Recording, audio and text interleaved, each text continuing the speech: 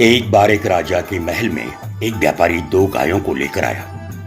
दोनों ही स्वस्थ, सुंदर व दिखने में लगभग एक जैसी थी। व्यापारी ने राजा से कहा, महाराज ये दोनों गायें माँ बेटी है, परंतु मुझे ये नहीं पता है कि दोनों में माँ कौन है और बेटी कौन है। मैं इसलिए नहीं जान पाया क्योंकि दोनों में कोई विशेष अंतर नहीं है। मैंने अनेक स्थानों पर लोगों से ये बात पूछा, किंतु कोई भी इन दोनों में माँ बेटी की पहचान नहीं कर पाया। बाद में मुझे किसी ने बताया कि आपका बुजुर्ग मंत्री बेहद कुचाग्र बुद्धि का है और यहाँ पर मुझे अवश्य मेरे प्रश्न का उत्तर मिल जाएगा। इसलिए मैं यहाँ पर चला आया। कृपया मेरी समस्या का समाधान किया जाए। यह सुनकर सभी दरबारी मंत्री की ओर देखने लगे। मंत्री अपने स्थान से उठकर गायों की ओर गया। उसने दोनों को गहराई से निरीक्षण किया, किंतु वह भी नहीं पहचान पाया कि वास्तव में कौन माँ है और कौन बेटी है। अब मंत्री बड़ी दुविधा में फंस गया। उसने राजा से माँ बेटी की पहचान करने के लिए एक दिन की मोहलत मांगी। घर आने पर वह बेहद परेशान रहा। उसकी पत्नी इस बात को समझ गई।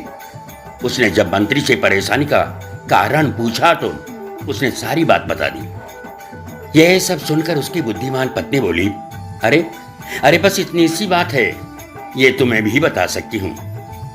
अगले ही दिन मंत्री अपनी पत्नी को वहां अपने साथ लेकर गया जहां गाय बंधी थी। मंत्री की पत्नी ने दोनों गायों को आगे अच्छा भोजन रखा। कुछ ही देर बाद उसने माँ व बेटी में अंतर बता दिया और लोग चकित रह गए। राजा ने पूछा कि उसने कैसे पहचाना कि कौन माँ और कौन बेटी है।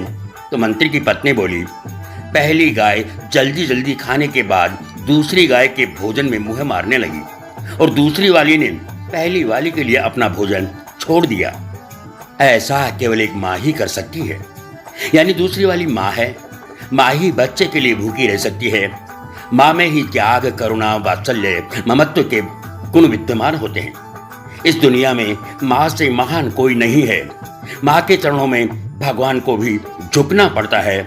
माँ ममता का सागर नहीं बल्कि महासागर है। ममता का सागर नहीं बल्कि महासागर है। माँ ममता का सागर नहीं महासागर है।